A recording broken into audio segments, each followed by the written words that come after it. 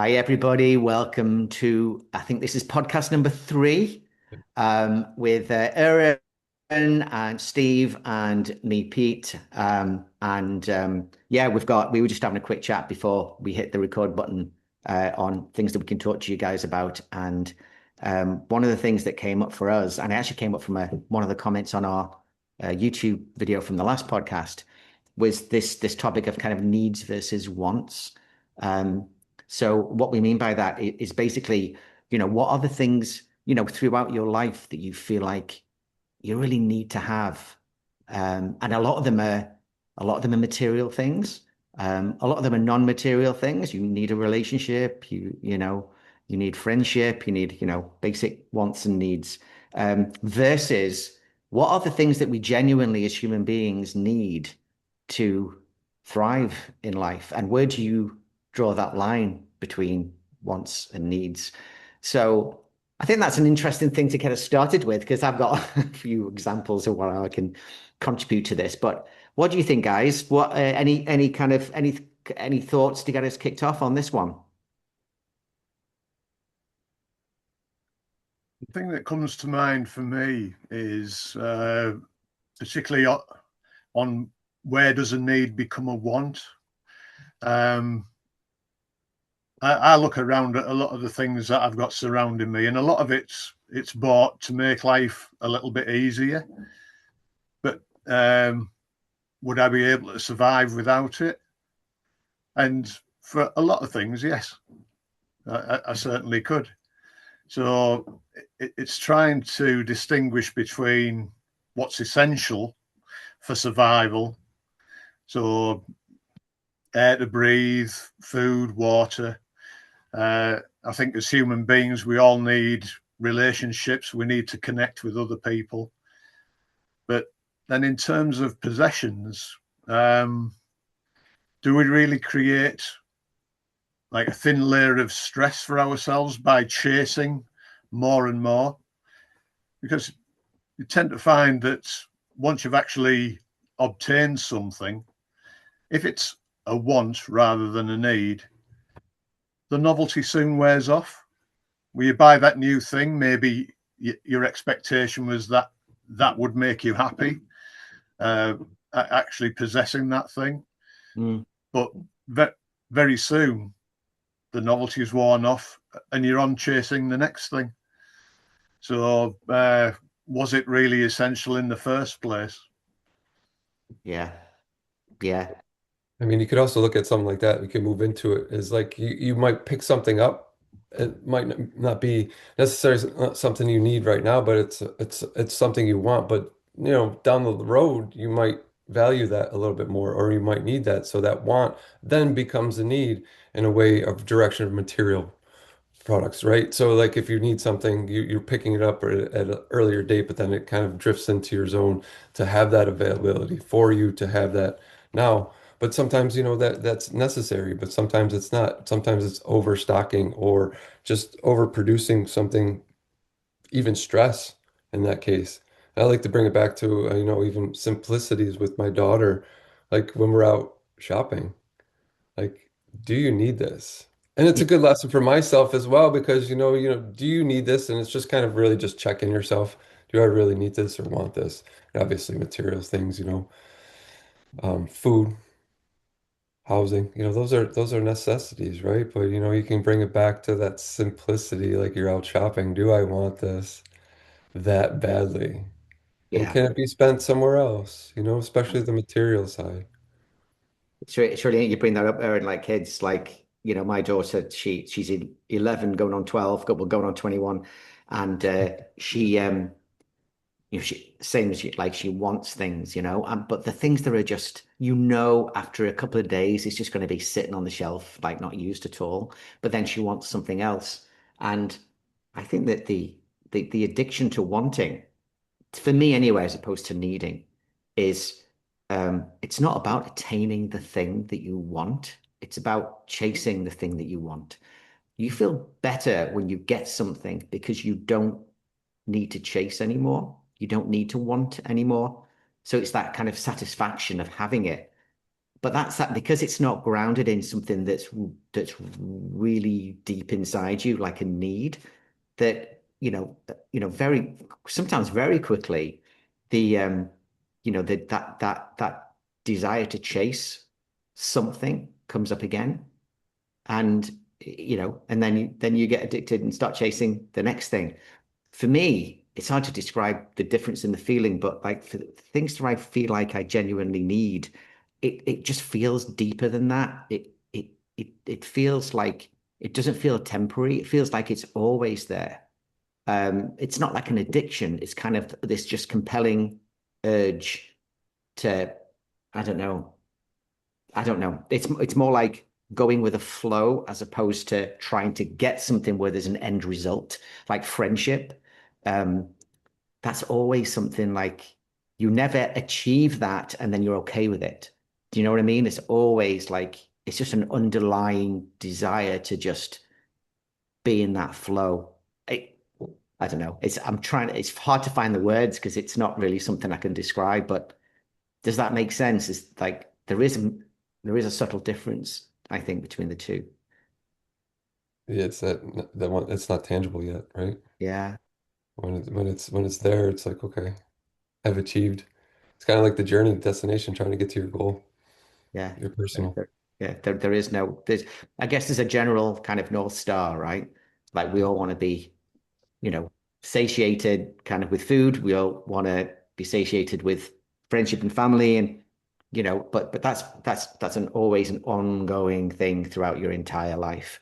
Whereas the car, the holiday, the house, the clothes, like they feel like short-term grabbing onto something because you desire the chase. So it's almost laid on top of that fundamental desire to have the things that you genuinely need as a human being, yeah, that's what it's intangible, but I can feel it. I feel the difference. Suppose if we maybe look at the extremes, it might help uh, put that distinction in place. Yeah. So at one extreme, you've got the absolute needs, as we mentioned, and referring back to Maslow's hierarchy of needs, talks about shelter and food, all those survival necessities. But then at the other extreme are the wants. So maybe the status symbols, the flash car, the big house, all the rest of it. Well, in terms of survival needs, you need shelter, but do you really need the big house? Maybe it's essential for you to be able to get around to support your lifestyle in terms of getting to work and all the rest of it. So you need a car, but do you need the flash car? So it's kind of, and what drives that desire for the bigger and better? Are we starting to get into the realms of ego there? Mm. Is it your ego that's actually driving that desire? And to what end? Who are we actually trying to achieve that for? Is it to make ourselves feel good? Is it to make us happy? Well, as we've already mentioned, that's not always necessarily the case. That's a temporary feeling when you actually achieve what you're aiming for. What do you think? I was just thinking, sorry, go on, Aaron. Sorry, I'll jump in a sec. Go ahead, Pete. I got some coming. Go ahead. Okay. It just made me think that when you were saying that, Steve, is that if you think about anything, I could be wrong here, so just bear with me on this one. Anything that you want, if you think about why you want it, they all lead to one place, right? So let's say, I'm just thinking of example, I want to get married. Why? Because I want to have kids. Why? Because I want to bring up some kids and have them, be going to pass on my family and so. But why? You keep asking that why question, right? Or like, I want to get married. Why? Because I want to be with someone. Why? Ultimately, it's not even I want to be happy. It's I want to be okay. I just want to be okay, right? So like when we were cavemen and we were looking for and women and we were looking for food, We weren't looking for food to gorge and always be eating all the time. We just needed to be okay.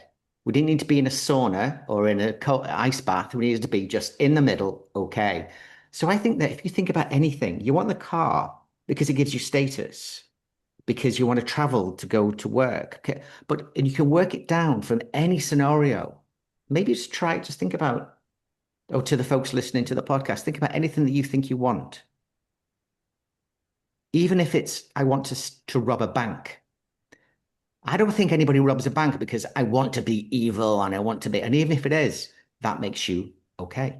Now, in a demented way, maybe, but I think we all just need to be, we all desire to be okay. And when we're not, and our ego might take us out of that by saying, like, I need to have a Mercedes or something, right? Um, it's always a desire for peace, Mm. not to be disturbed anymore, Mm. you know? I don't know. Sorry, Aaron, go on. That just, No, like I love it because that's where I was thinking as well. Like, what if you just eliminated all your wants and you just lived on needs, right? And you didn't have that option anymore, and you just lived your life on your needs. What would it look like? How would you live? What would be different for either one of us or any of us? We wouldn't be out there doing the things. It's like a metaphor of like needs are a compass, and scenery is our wants, right? So if we cut out the wants as the compass, we would just wander through the scenery, enjoying being okay, like you said, right? And like really, I mean, if you really thought about we just lived on needs, what would it look like? How would you yeah, live? yeah, yeah. Where we don't have this, society's impact where it is, kind of chronic comparison, isn't it? You know? Is it is it that dramatic if we did that? Like it would be if we cut the wants out, right, immediately, but then if we eventually, worked ourselves into our daily lives, like without it, what would it look like? How would you live? Yeah. It's funny, isn't it? How once check. Yeah. I was thinking that's funny. Because if you think about like if all your neighbors start to get I keep using car analogies because I like cars, but like all your neighbors starts to get luxury cars, you'd feel the pressure to get a luxury car, right? That just becomes a want for you. That will make you feel better, just feel better driving out with your Mercedes when everybody else is driving out with their Mercedes, right? If your neighbor decided, you know what? All your neighbors decided, I am not going to go luxury anymore. I'm going to buy the cheapest car because it doesn't matter to me. It doesn't matter about my ego. I'm just going to drive the cheapest car that I can. And they all bought cheap cars. You would feel a desire to have a cheap car, wouldn't you? You wouldn't want a Wait. Mercedes anymore. So how about that? Well, that's for me. I probably would feel like that. So how about that? You're like your wants are. This is just dropping for me now, but your wants are very much tied to how you compare yourself to other people. And to your Mm. point, Aaron, like when you don't have those wants, there is no comparison. Like again, going back to cave people, we weren't comparing ourselves to Ugg in the next cave, who just got a bison and I didn't. You're just trying to survive. Um, so yeah, that just occurred to me. These wants are fickle things. They're just thoughts. Yeah, what came to mind for me there was that we're all still tribal. We have this need to fit in, and to a certain degree, like you say, if everybody else has got the cheap car, do you really want to stand out? Yeah, yeah. Um, so park my car next to an expensive car in the car park. If somebody's got a desire to actually nick a car, are they going to nick my cheap car or the expensive car? Are you gonna actually care? Or would you care? Yeah, yeah. But I think the message to me that I'm getting here is that that's actually, comparing yourself to others, we beat ourselves up about that, right? Like I want this because somebody else has it. But I think it's a natural it's a human instinct, right? Because again, going back to your tribal thing, Steve, right? If you stood out from the crowd, if you weren't part of the crowd, you would probably die. Mm. you have to be part of the tribe because you protect each other, right? You'll sit by the fire and the lion's going to get the one on the outside or something, right? If you're sitting by yourself on the fire, it's going to get you, you know? So we shouldn't beat ourselves up too much, but just know that that's a lot of the time, this is what it is, you know? Like I used to have be a like one like watch, a really expensive watch, right? Which is pointless. Looking back now, is stupid. But I know it's because the people I was working with at the time had expensive watches, and I wanted to fit in. Otherwise, the saber-toothed tiger was going to get me, you know? And is that trying to fulfill their expectation of you, or what you think their expectation of I you think is? That's Steve, pretty knowing cool. what I know now, mate, it's my expectation because they didn't care. They Yeah. genuinely didn't care. Everybody else is too busy with their own stuff, aren't they, to really notice? And the options we have, the availability of all the abundance that we can choose from, that's enhances our wants towards more, right? We want more. We want to consume as much as we can and fit in Yeah, or just kind of consume. You know? yeah, yeah. But do you think that applies to needs? Hmm. Do we do we compare ourselves to others based on what we need? You know, like Steve, you mentioned we need shelter, for example. Now we might look at somebody with a bigger house than us and say, well, I want a big house too, but that's a want. The fact that you have a roof over, just the fact that you have it, I don't know. I don't think you compare that. I don't know. Maybe there was definitely a difference between wants and needs. Yeah. One thing that's just come to mind relating to the question that we were asked in the comments, there was kind of development of the wants and needs discussion around the impact of prioritizing one over the other. And something that's just come to mind was in terms of like those basic survival requirements. Um, do we sometimes prioritize those desires over our health? Our health is very much part of Mm. our essential survival need, but maybe we push ourselves in our career, we dive in and and subject ourselves to all kinds of stress to maintain this lifestyle of wants at the expense of our health. Mm. And I don't know if that was the implication in the question, but that was just something that came to mind just now. Health is more important than anything else. I think there's that saying, without our health, we have nothing. Yeah, with our well-being, right? Yeah. Yeah, I mean, if you found out that, you know, you had a year to live, would you do anything different than you're doing now? Hell yeah. Yeah, I would. I would do different things. So why don't you just live? Why don't we live like that then? You know, why don't we live that freely where it doesn't matter, you know? And I know that's idealistic because I think, certainly from my personal experience, when I think back a lot of the wants that I've had in my life, some of them were wants that I wanted, but a lot of them were other people's. They Mm. were, well, my belief in other people's, like, you're this kind of person, so you should have this kind of car and have this kind of house and these kind of clothes. And when that's fiction. That doesn't, it's just a false, like the ego image that you have of yourself is just a false image, really, just created over all these experiences that we've had, but it's not real, you know. But I think a lot of these wants that I've personally had were other people's, um, my expectation of other people's. Um, Isn't that part of the tribe though too? Because we see like yeah, going back to that, yeah. yeah, Yeah, where do you feel met? Where do you yeah, feel and yeah, community?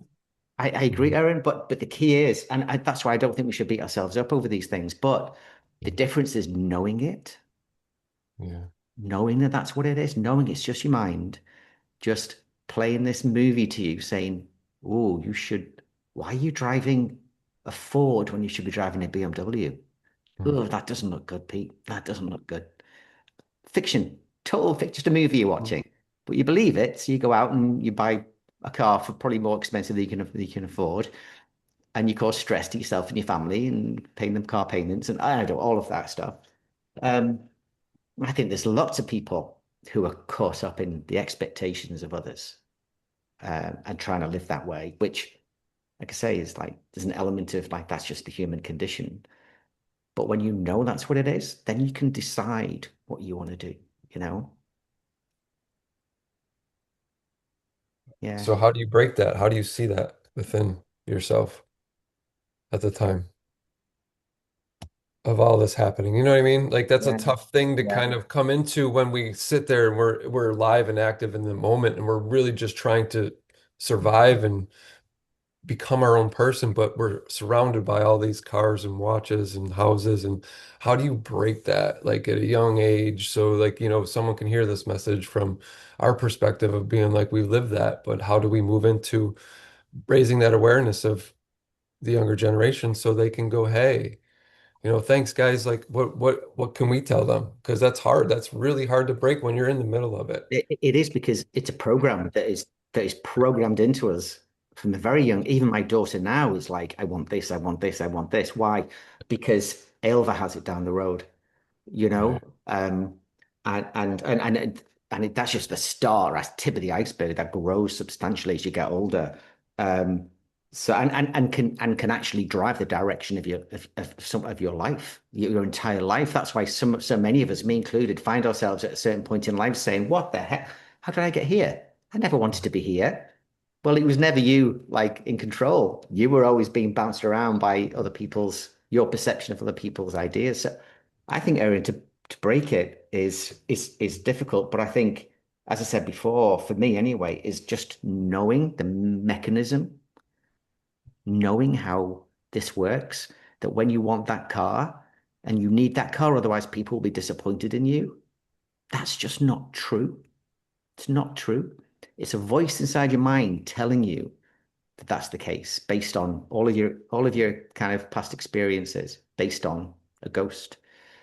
So, and I know the three of us have kind of been through this journey where we've realized this. And for me now, I know it when I'm actually ironically looking for another car now, and I'm like, oh, I'd love to get a Range Rover. I'd love to get like, can't, I don't really want to, I can't afford it, and I don't really want to buy it.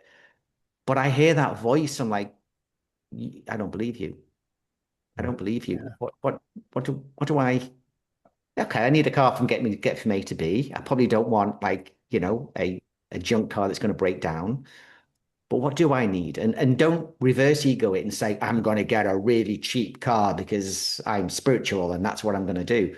No, get a car. You're a human being. Get a nice car, but Yeah. but know that that desire to get the best car is just it's just an echo, you know? So I know, Aaron, it's not easy, but just knowing how it works, I think for me was half the battle. Yeah, I think it's that recognition of all of that conditioning that you've mentioned there. The conditioning, the beliefs you've built up over time, your values, and we very rarely take time to stop and review them.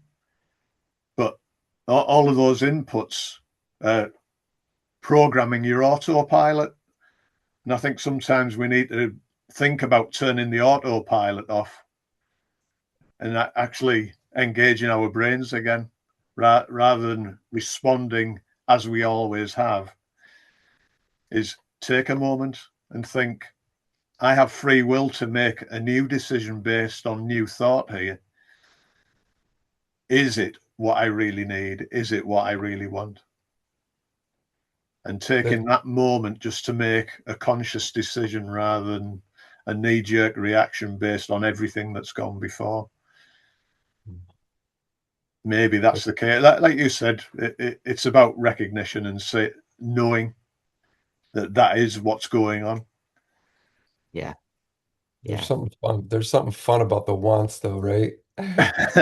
There's something, and Oh life's yeah. boring without the wants. And like if you really think about it, like that whole conversation about needs, it's like, wow, it's like I don't have any fun. It's like, but that's survival, right? That's kind of like going to the cars. Do I want a fancy car? Yeah, like it's the human experience. It's part of what we Yeah. can do now. We live in 2026, not 1950, right? So there's more options. There's more opportunity to drive a nicer car, to have different, variations or whatnot. But it's kind of funny because like that funness of life seems to drop away when we don't have all these wants and options. And same Pete, I just went through the car buying option as well. It's like, do I want that? Do I Yeah. want this?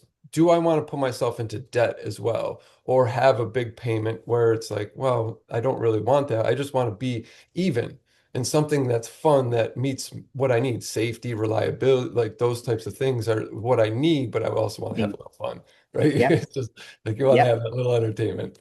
Yeah, I think it's as always, it's this balance, right? And again, this is part of the human. I believe this is part of of being human is that Yeah. you balance. You have to balance things out. You of course you have wants and you also have needs, Mhm. and it's always this kind of juggling. You have to always juggle. Like, oh, God, can I? Do I? What? Um, but again, if you can step back and see that that's what it is. It is a balancing act. That's what it's all about. Then I don't know. We can help. I think it can help you make more informed decisions. I think it can help you see a little bit more clearly as to like, why do I want that? Why is it? Because you could kid yourself and say, well, Mercedes are more reliable and I'll get better resale value. And I bet, nah, come on. It's your ego saying you want to drive a Mercedes Benz. That's what it is. But that's okay. Have fun with that. As long as you know that's what it is. Yeah. And then when 6 months go by and you start looking at BMWs driving past, say, geez, I wish I had one of those. You know why? You know? It's not that the Mercedes all of a sudden got boring for you. It's just that you need another chase. And ultimately, do we end up just exchanging one set of insecure thoughts for another set? The insecure thoughts of, Yeah. or everybody expects me to have this car, so I must go and get that. Well, I've got the car now. Everything's going to be fine. But then it's the insecure thoughts of, right, now I've got to maintain that.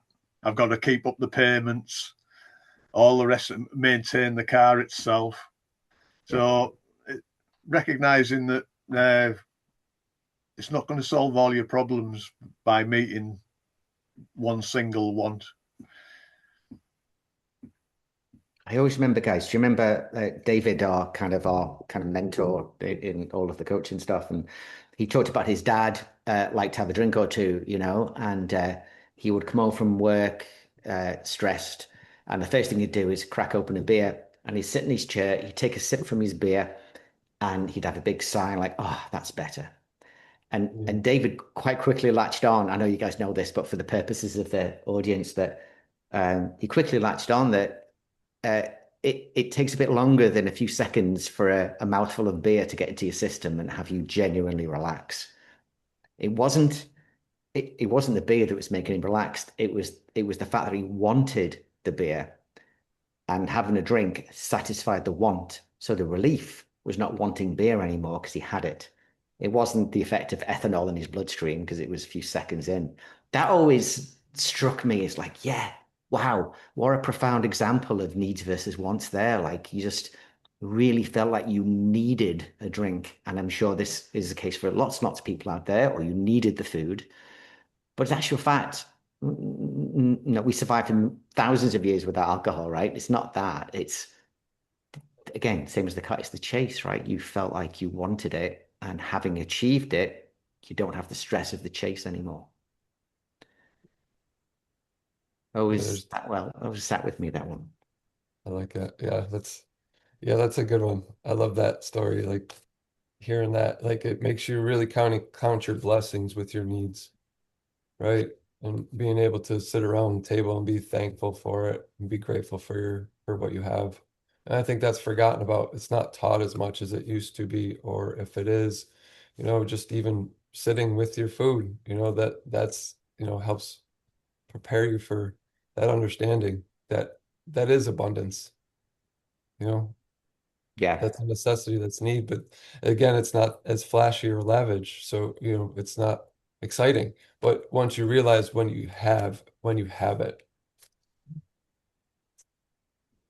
What it's do you think, pretty. guys, about, we talk a lot about material things like cars and beer and stuff like that. What about the less tangible things like, you need a good circle of friends. You need to be close to your family. You need to be good at your job. You need to get that promotion. How do we feel about those less tangible things? Do you think the same thing applies to those than the objective material thing? They can get overlooked for sure. It's almost Mm, forgotten about put in the background because they're there. We trust that they're there. The roof, the food, the money, you know, the friends, you know, yeah, but it's yeah, not always the case. yeah, That can disappear in a flash of an eye. yeah, I guess that's coming back to those blessings, you know, counting them, make sure that you're very grateful for what you have, you know, and living from a loving perspective, heart space, you know, being gentle on yourself when you don't have the car just because you didn't get it, you know, that's the need, you know, coming back to that Ford. But yeah. yeah. But I think that can apply, the way I think about, I don't know, something less tangible like friendships or something like that, or relationships. Um, I think for me, a big difference is like you're less in control of the more intangible things, So, if you have a group of friends and then one of those friends says something that is, I don't know, disappointing to you or something, um, they weren't supposed to do that, right? They weren't Mm, supposed to do that. They've they've spoiled that relationship now. Um, so all yeah. of a sudden now that like that need has been it's been turned opposite, and it's like, it can be, it can be devastating sometimes. So I think with friends, with fat, and I'm sure lots of people have challenges with family. I think I certainly do. Um, it's kind of the need to, because that is a need to have friends and family, I think. But then also that ego-driven need to control that situation. So my friends will always be like this and they'll never change. My family will always adore me and will never change. That, don't know about you guys, that doesn't happen. Things change. So if you latch on too much to these more intangibles, you set yourself up for disappointment at some point. I don't know. What do you think? We talked about control in the last episode, didn't we? And recognizing what you can control and what you can't. And as soon as you're involving other people, uh, you're abdicating some of that control. You can only control your own uh, your own bubble. Yeah. Once you involve somebody else, you can't interfere with their little bubble. It's not our responsibility to change people's minds. We can challenge and discuss things, but relationships is a lot about that, isn't it? Give and take, Yeah. Yeah. and allowing for different opinions. Just because you've got different opinions to somebody else doesn't mean you still can't still be friends Yeah. and still maintain a relationship. Sometimes healthy just to see the other side of an argument. Yeah.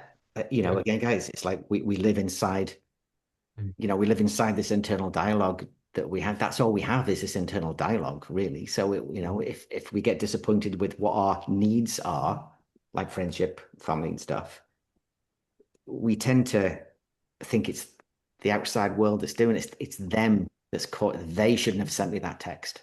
That's disappointed me now. They've disappointed me, you know.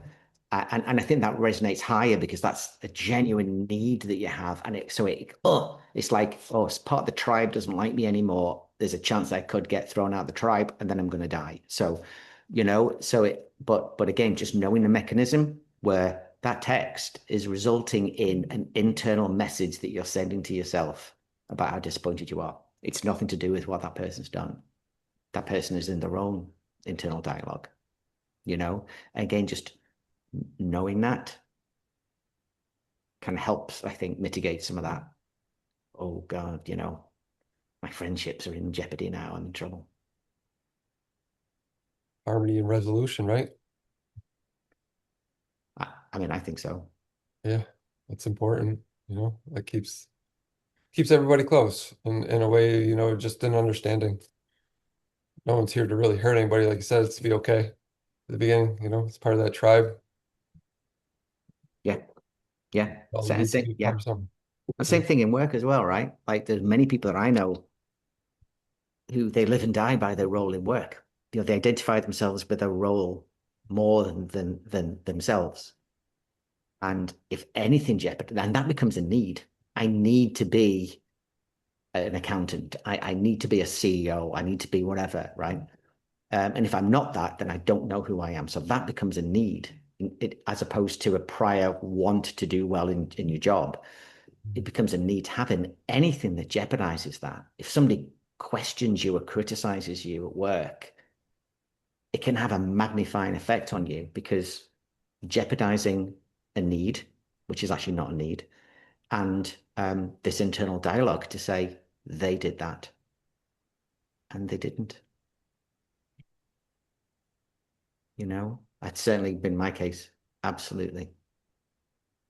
Where what I thought I wanted, unbeknownst to me, became as important as food, really. I Even think if we're honest, I think if we're being honest with ourselves, there's lots of people out there that genuinely, like, that's a strong statement, but I think it's people can destroy, to your comment on health there, and people can destroy their health completely at the cost of maintaining a fictitious need to be someone, you know?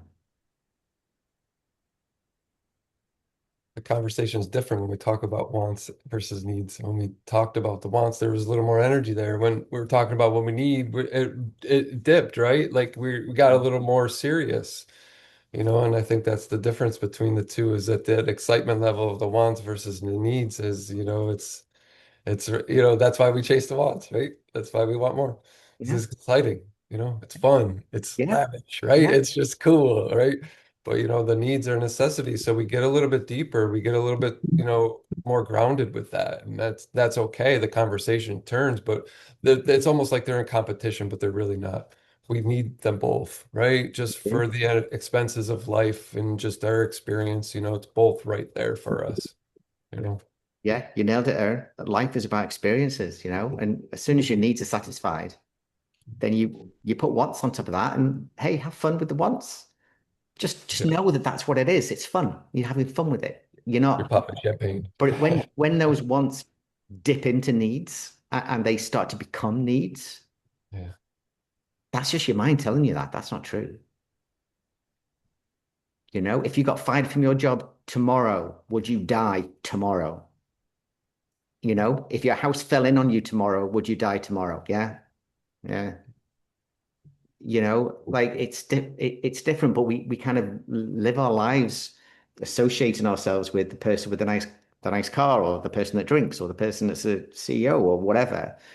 And when they start to become needs, any threat to them is the same thing as a threat to your shelter or your food. Mm, mm, yeah. We don't want that. Can't But have that. but most but that's how a lot of people live, right? They come home and they drink a bottle of wine just to get over the stress of the day, driven by this fear that their identity is being Mm, the whole identity is being compromised by something that happened at work. Because if everything was fine at work, you wouldn't come home and drink a bottle of wine, probably. So I think that I mean, I'm just speaking from personal experience here, but I have definitely lived, not so much now, but I've definitely lived a life where what I thought was a need and treated it as important as food was just BS, complete BS. And I went through it, right? Because I stopped it. I changed. I removed that ego identity. And you know what? I'm still here. Wow. Still alive. So it wasn't food then, was it?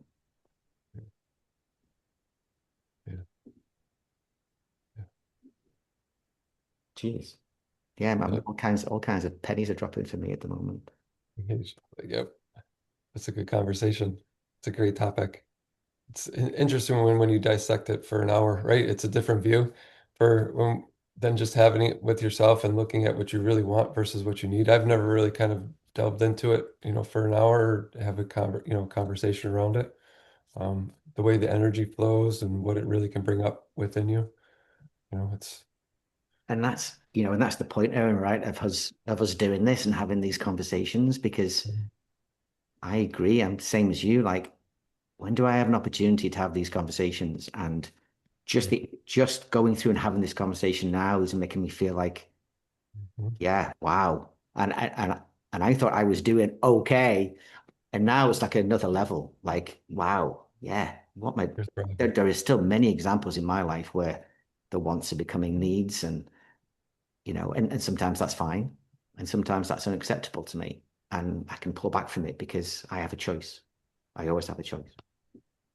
Well, I want to know what kind of car you're going to get now. Good question. You know what? We could have a whole other podcast on that. I've been recent. Me and GPT have been talking about cars for the past month now, and I've gone through lots and lots of different. But yeah, we'll talk about it offline because there's lots of conversation. It'll be an electric one anyway. I'm going electric. I'm going to go. Nice. I love it. Yep. Why not? It's the era. Why not? That's my excuse. I'm gonna save the planet by going electric. Um, and that Hmm. again, that is just, no, I just want an electric car. I just want it. And But you need a car. and I know that I do. So okay.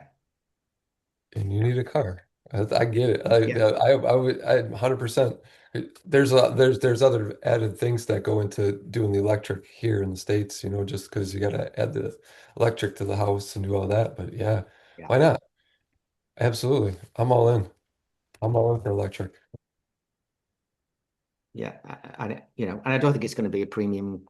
I don't want to get a premium car. It's not ego or reverse ego, I don't think. And if it is, then okay, but at least I'm talking about it and I can recognize that it is.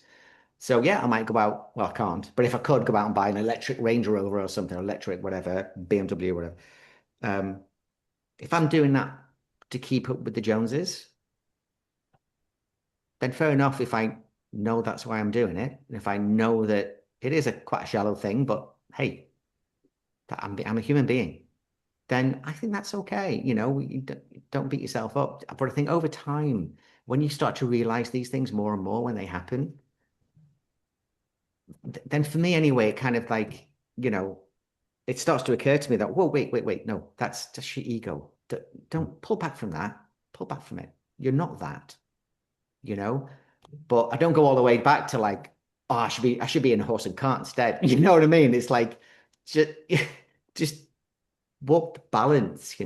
It's We live in a modern world, don't we? yeah, you have to And We to live. do. I mean, yeah, if Mhm. part of your buying decision is to fulfill a need to do your bit for the planet, Yep. regardless of what all the arguments are for and against, if that satisfies a need for you, then that's important.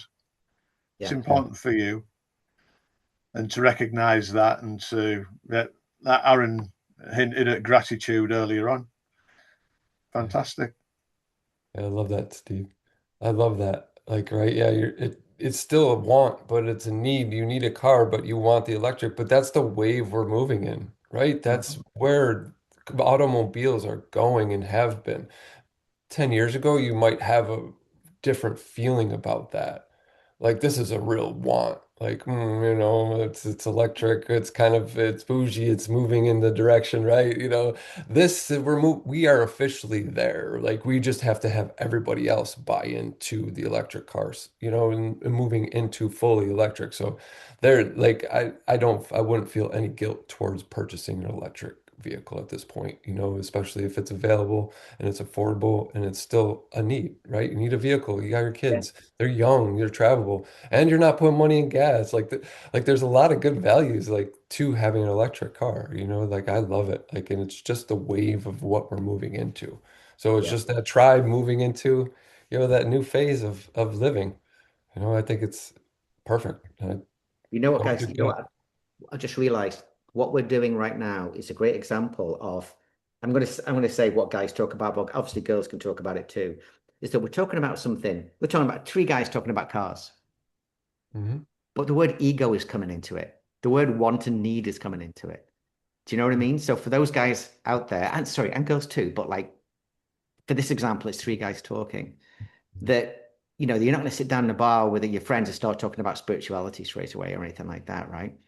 But if you start talking about cars and then start talking about wants versus like this is one of those conversations that kind of spill over into something a bit deeper without having to feel like you're exposing this like, oh, what's my life all about? What's my meaning and purpose all about? Sometimes that's just a bit too much too fast.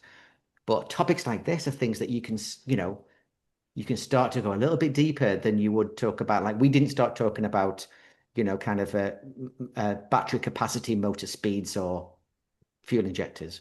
You know what I mean? We were talking about it in the context of like, do I really need this? Do I really want this? What do I need? Do you know what I mean, guys? It's just trying to, Metaphorically. yeah, just metaphorically, just these examples of where you could start to spill over the things that you want to talk about from the things that that you need to talk Yeah. about. Yeah, there you go. Wrap it up. Let's go. uh, yeah, geez. Yeah. It's all right there. Yeah, for sure. It's a little bit of an easier conversation because it's relatable. It's a Yeah, little bit magnetized and it's more universal.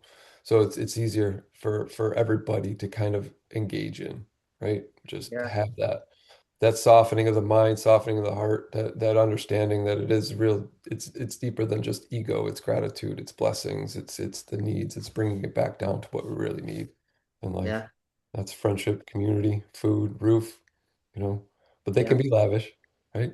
We can have fun doing that as well, just as long as we keep it in check. And keeping it in check is just just knowledge, just knowing the mechanism, just knowing how it works, Yeah.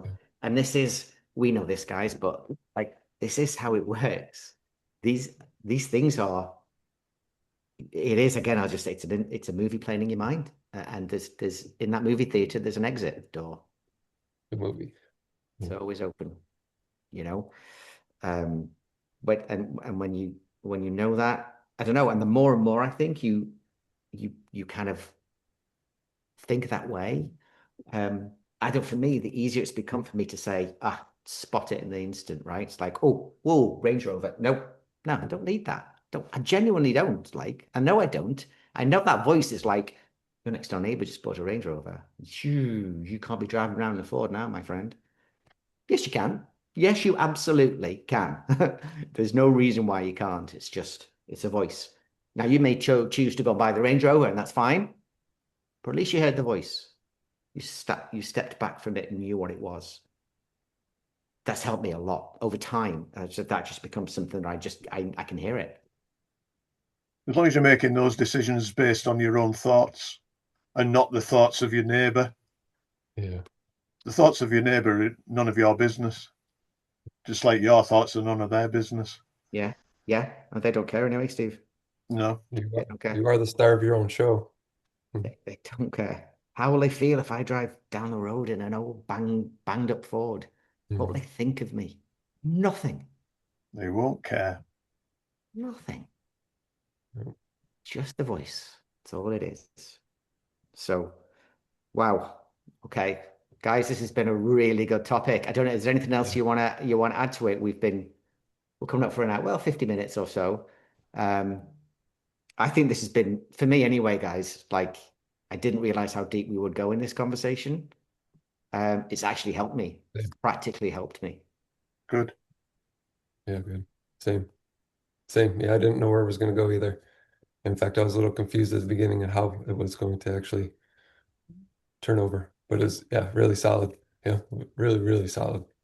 And that's how these conversations go, right? That's what we want to do. We just want to, there's no path, right? We just start walking and see where we go. Any final comments, guys? I think it's just a reminder to everybody watching. Love to see your comments, hear your questions. Yeah. But please like and share the podcast and the channel, just so we can get this word out to as many people as possible. Very Really true. appreciate you taking the time to listen to what we've got to say. Thank you. Yeah, Yeah. thank you guys. We're getting some good attention from it. So there's obviously folks out there that, you know, enjoy listening to this kind of stuff, and while those people are around, we'll carry on doing it. So thanks, guys, and we'll see you for the next episode. Bye. Thanks, guys. See ya. Thank you.